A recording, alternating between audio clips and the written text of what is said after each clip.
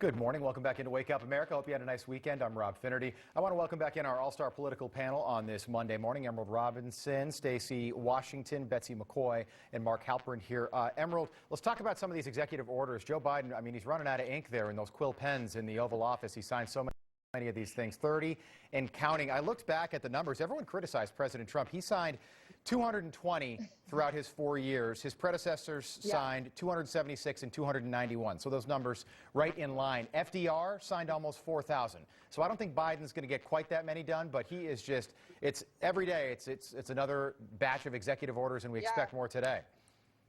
We're expecting 30 this week. I actually talked to people who are involved with doing the executive orders, and they told me yesterday that they were working on 3 really early this morning to get out. He's expected to make some changes to travel restrictions today, as well as maybe even rescind Trump's transgender military ban. But of course, from the White House, they're saying the big thing is an executive order on buying American. That sounds very reminiscent of the last administration.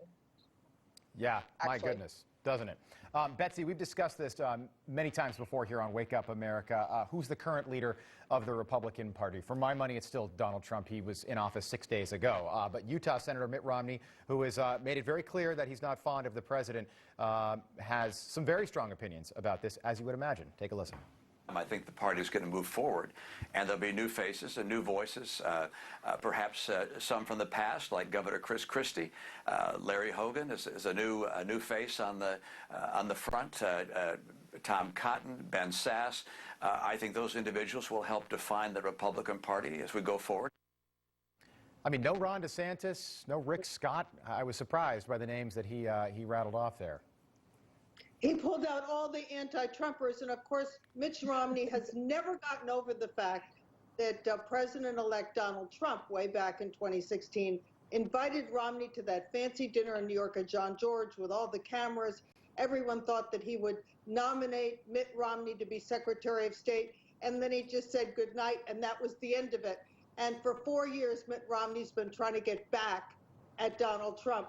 But I don't think Mitt Romney speaks for the Republican Party, and the people that he mentioned earlier really don't speak for the Republican Party either. They've all been anti-Trumpers from the beginning.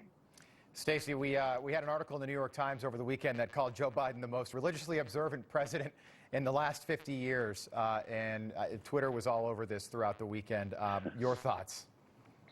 Well, I had to come up off of my weekend moratorium on Twitter to send out a few thoughts, because just because you park, if I took my my moped, let's say, and parked it in a garage where cars go, that wouldn't make it a car. So Joe Biden can attend church all he wants. His policies are distinctly anti-Christian. His transgender bathroom mandate destroys girls' sports and makes young girls have to change and shower with men who think they're women or are proclaiming to be women. But more importantly, his policies on abortion go directly against the positions of the Catholic Church. Now, I'm not Catholic, but I happen to know my Bible, and the Old Testament and New both speak directly to the sanctity of the life of the unborn.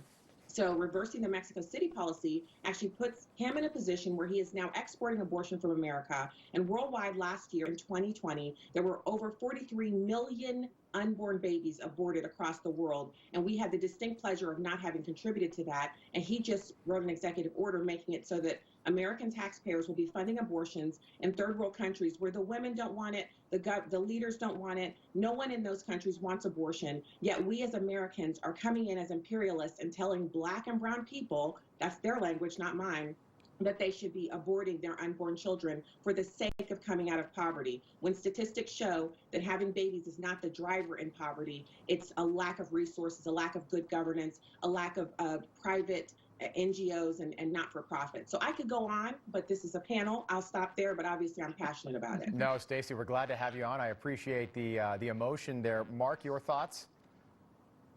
Well, look, Joe Biden has so many challenges right now in dealing with the legislative agenda, dealing with impeachment. But I think this general issue that Stacy, I think, put in pretty sharp relief is how is he going to communicate with all of America, not just those who voted for him, which, of course, is a core promise of his. And I think some of these cultural issues involving transgender, involving abortion, involving some of the other issues he's dealing with through executive orders, I think if he explains them in a way that is just targeted towards his base, it's going to exacerbate the divisions. He's not going to change his positions, but I think his capacity to communicate with people and explain his heart is really central to his capacity to succeed and build the kind of broad coalition he ran on and said he wants to achieve. I kind of doubt that on Thursday when he's expected to sign that executive order rescinding the Mexico City policy, that whatever he says, Republican voters are going to understand, like you said, though, Mark, because they're staunchly against this and exporting abortions abroad. And they're billing it as healthcare day. I agree with you, Emerald, that they're unlikely to agree with him. I think, though, until he acknowledges that there are differences of opinion, until he acknowledges that not everybody's enthusiastic about what he's doing, I think he's just going to further divide the country rather than do what he claims he wants to do, which is unite. By the way, back to the core question, too. Let's just for fun, the more religious presidents that we've had over the last 50 years, that was the premise of the New York Times article. Wasn't Jimmy Carter a fairly religious president? Isn't he a religious guy now? Doesn't he teach Sunday school, and he's almost 100 years old? It's remarkable, he and his wife. And he and his wife walk to church every Sunday.